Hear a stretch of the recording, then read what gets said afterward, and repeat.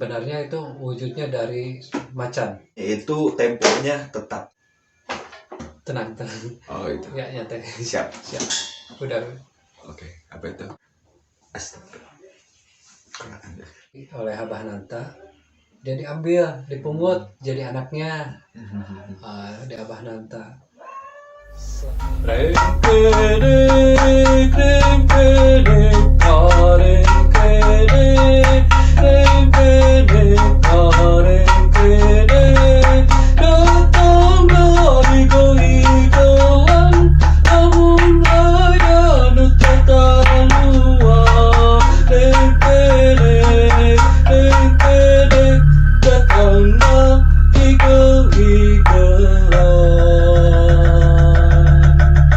Assalamualaikum warahmatullahi wabarakatuh. Sampurasun. Bertemu kembali dengan channel Perjalanan Syahwuk. Episode kali ini adalah hantu rengkenek, mitos atau fakta. Sebelum dilanjut, teman-teman silahkan subscribe channel Perjalanan Syahwuk, like dan komentar. Perjalanan Syahwuk sekarang bersama dengan salah satu penggerak komunitas rengkenek. Kita akan dengar apa sebetulnya rengkenek itu. Selamat malam Kang Ang. Ya, selamat malam kembali. Rengkenek, fakta atau mitos. Nah, Kang Ang, selama ini yang kita tahu rengkenek itu adalah sosok yang menyeramkan seperti hantu. Banyak cerita-cerita di masyarakat tentang jurig rengkenek. Jurig adalah hantu kalau dalam bahasa Sunda ya. Nah, Kang Aan di sini sebagai orang yang mengenal tentang legenda rengkenek, bisa diceritakan sebetulnya rengkenek itu bentuknya seperti sosok apa? Iya, kalau sosok dalam bentuk mitos rengkenek itu berwujud sebenarnya itu wujudnya dari macan. Iya, atau dari harimau. Harimau ya. Dia berwujud menjadi sosok manusia, cuma dalam dia berjalan menggeboy kayak macan. Jadi kelihatan kalau seorang manusia berjalannya kayak gitu kan, kalau hewan macan itu berjalannya kan kayak geboy-geboy gitu ya. Apakah dalam kepercayaan Sunda disebut dengan maung kajajaden? Iya, seperti itu. Oh iya, maung harimau jadi-jadian. Harimau jadi-jadian ya, itu seperti betul. itu. Nah, tentu ada cerita berawal dari manakah rengkenek ini? Ya, berawal dari rengkenek ini adalah sosok pemuda yang berasal dari Gunung Bitung. Iya. Gunung Bitung. Berawal dari sana, tidak tahu ya saya itu dari keturunan siapa, cuma yang dari tahu itu pemuda itu berkunjung ke daerah Panjalu, intinya ke Kampung Dukuh ya. Waktu itu dia mencari-cari jati diri sendiri katanya gitu. Dia melamun sampai akhirnya ada sosok sesepuh Dukuh, yaitu dulu Abah Nanta itu terkenal julukannya Abah Nanta. Waktu itu melihat ada pemuda yang sedang melamun. Kenapa dia? Tapi waktu itu dia dihampiri oleh Abah Nanta.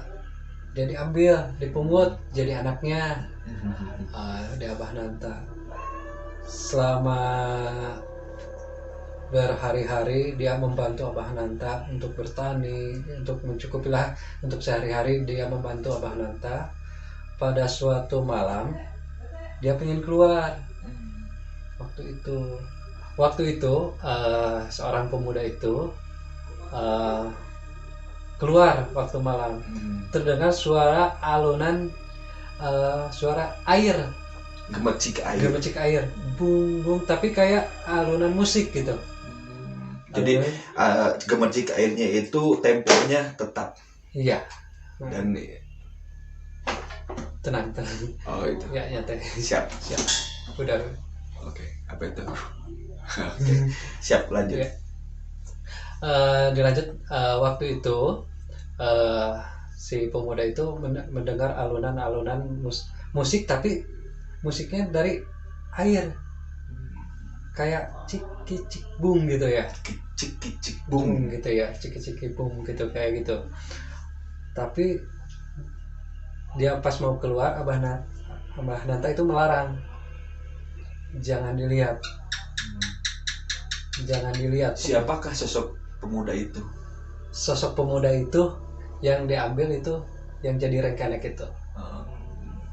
Nah, waktu itu dilarang sama Abah Nanta, tapi tetap dia pingin keluar. Akhirnya dia mengintip. Dilihat pas keluar, ternyata ada yang menari di atas hulu air. Waktu itu di Ranca Berem kan. Ranca Berem dan Situ Lengkong juga. Itu hulu airnya Situ Lengkong, mata air, sumber mata air yang ada di Ranca Berem. Nah, di sana mengintip ada seorang putri yang sedang menari. Tapi pas dilihat waktu menari itu, dia selalu menerawang ke arah bulan. Waktu itu waktu bulan purnama. Pas bulan purnama. Iya. Putrinya itu. Akhirnya dia kayak orang bingung.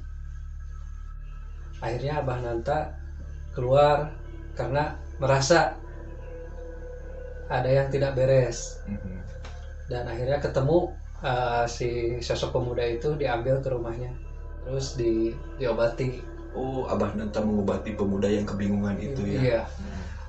Diobati, cuma dengan satu syarat, jangan pernah menanyakan sosok wanita itu. Satu syarat seperti itu. Jangan pernah menanyakan sosok wanita yang kamu lihat itu. Jadi sengaja Abah Nanta meminta kepada pemuda itu untuk tidak mempertanyakan lagi wanita itu ya? Iya. Tapi si pemuda itu tetap bersikeras, diam-diam. Setiap bulan purnama dia selalu ngintip putri itu.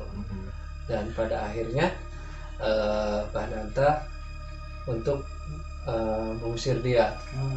Siapa sih sebetulnya putri itu? Putri itu sebenarnya yang disebut Nawangwulan, atau di Karuhun Dukuh Nyi Rundai Cahya itu. Nyi Rundai Cahya atau Nyai Kuncung Wengi. Iya. Dan itu merupakan salah satu leluhur yang ada di Kampung Dukuh ini. Iya.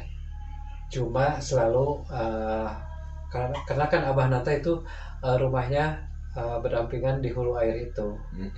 Jadi selalu Abah Nanta yang tahu tentang si Karuhun itu, yang Nyi Rundai Cahya itu. Lalu setelah pemuda itu diusir, apa yang terjadi? Yang terjadi, si pemuda itu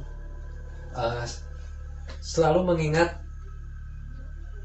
Nawangwulan itu. Padahal Abah Nanta udah melarang jangan mengingat. Kalau dia mengingat pasti terjadi malapetaka, maupun membuat dirinya atau yang di sekitarnya. Waktu itu kebuktian ya, kenapa di waktu itu ada balandongan di Ranjeng. Kalau balandongan itu kan hiburan rakyat ya. Waktu itu ada balandongan hiburan rakyat di Ranjeng itu. Pas si pemuda itu datang ke tempat hiburan itu, yang melihat menari di balandongan itu, yang dilihatnya itu sosok wanita yang selalu dilihat waktu itu. Waktu ada kejadian balandongan itu longsor. Berarti terjadi setelah setelah legenda Nawangwulan dan Rengkenik ini ada gitu ya? Iya. Itu longsor waktu itu, karena waktu Abah Nanta bilang kan ada malapetaka ya. Kalau yang dilihat atau yang dia alami, jangan pernah mengingat wanita itu, pasti akan terjadi malapetaka. Sampai akhirnya malapetakanya di sekitarnya juga itu ada Balandongan, akhirnya yang sekarang menjadi kampung Balandongan itu. Iya.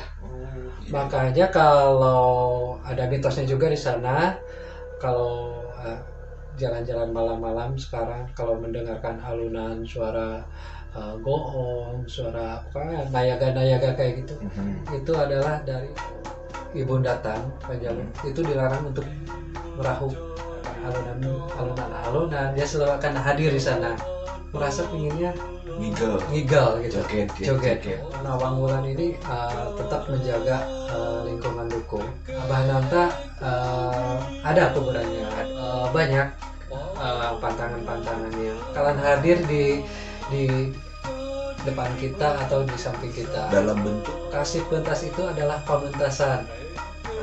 Nah, di pementasan ini nggak tahu kemana, ada lagi pemulihan lari ke hajatan, hajat lagi nggak tahu kemana dia hilangnya.